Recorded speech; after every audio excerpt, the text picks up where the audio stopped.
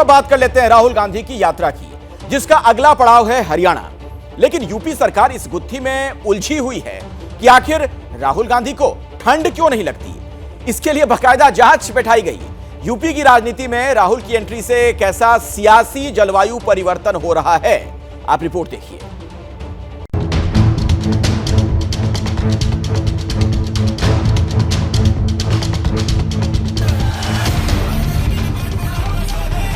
हमने अपने चिकित्सकों से, जो चिकित्सा विज्ञान के माहिर लोगों से हमने पूछा है कि कौन सा ऐसा जीवाणु है जो शरीर में उपस्थित होने के बाद वस्त्र नहीं पहनने पड़ते हैं, तो उस जीवाणु के बारे में मुझे बताया। भरी सर्दी में टी शर्ट में यात्रा पर निकले राहुल गांधी को ठंड क्यों नहीं लगती? ये सवाल अभी तक सोशल मीडिया की चुहलबाजियों का हिस्सा था, लेकिन किसे पता था कि यूपी सरकार इसे दिल पर ले लेगी। योगी सरकार में डिप्टी सीएम और यूपी के स्वास्थ्य मंत्री ब्रजेश पाठक ने तो इसका पता लगाने के लिए बाकायदा एक्सपर्ट लगा दिए हैं।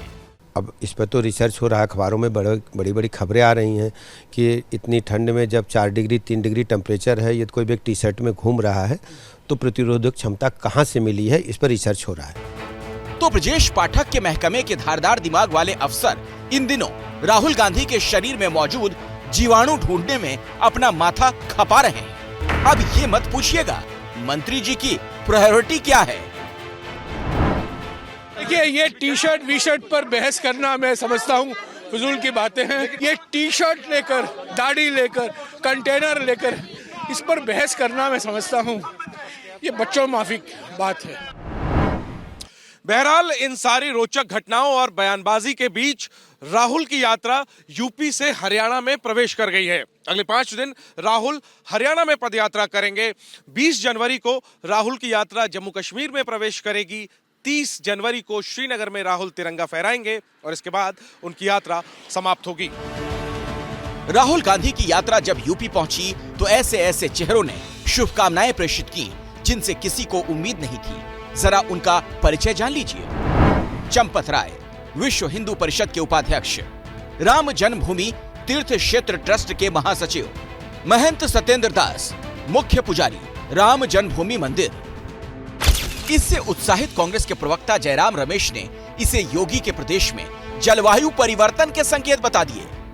हालांकि यूपी के डिप्टी सीएम कह रहे हैं कि साधु संत तो सभी को आशीर्वाद देते हैं। बात यह है कि लोगों को समझ में आने लगा है कि भारत की प्रगति विध्वंस, नफरत और हिंसा से नहीं हो सकती। शांति, प्रेम और सद्भाव से ही हो सकती है। साधु संत हैं, साधु संतों का जो भाव रहता है अपना, वो तो हम लोग भी जाते हैं तो हमको भी आशीर्वाद देते हैं, आप भी जाएंगे आपको भी आशीर्वाद देंगे। उनका जो आशीर्वाद देना, किसी के द्वारा शुभकामना देना, ये कोई टिप्पणी का विषय नहीं है। राहुल गांधी अब तक 3000 किलोमीटर से ज्यादा की दूरी पैदल नाप चुके हैं। इसे कोई राजनीतिक भ्रमण कहे या राजनीति का जलवायु परिवर्तन, लेकिन ये दिलचस्प है कि यूपी का स्वास्थ्य विभाग राहुल गांधी को ठंड ना लगने की वजहें तलाशने में मशगूल है। जैनेंद्र कुमार के साथ लखनऊ से संजय त्रिपाठी, एबीपी न्यूज। देखिए, महत्वपूर्ण यह है कि चंपत राय हो, सत्येंद्र दास हो, अगर ये शुभकामनाएं प्रेषित कर रहे हैं तो इसका क्या मतलब है? इनसाइड स्टोरी आपको बताएंगे। संजय त्रिपाठी हमारे साथ जुड़ गए, हमारे सहयोगी। संजय, हृदय परिवर्तन हो रहा है क्या? ये तारीफ क्यों?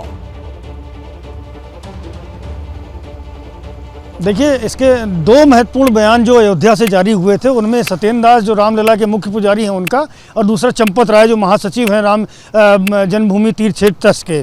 पहले मैं बात करूंगा सत्येंद्र राय पर। सत्येंद्र राय, क्षमा कीजिएगा, सत्येंद्र दास जो हैं वो रामलला के मुख्य पुजारी हैं, और जैसा कि उनका कहना है कि कुछ लोग आए थे भारत जोड़ो यात्रा का न्योता उनको देने, तो उन्होंने ये असमर्थता जताई थी कि मैं नहीं जा सकता हूँ यात्रा में।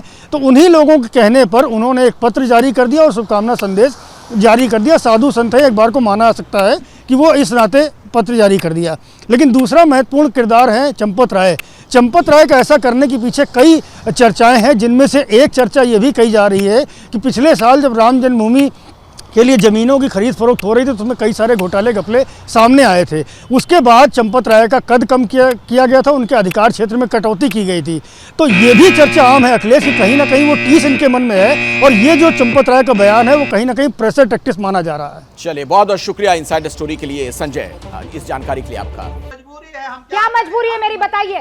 मैं अभी आपको बताती हूँ कि मैंने ओए होए होए होए नमकीन के चटकारे लेते हुए टकटकी मार के डिबेट शो को पॉज रिपीट कर करके देख रहे हैं जोगिंदर जी। इनकी तरह आप भी देखें अपने फेवरेट डिबेट्स को रिपीट कर, और डाउनलोड कीजिए एबीपी लाइव ऐप अपने स्मार्ट टीवी पर।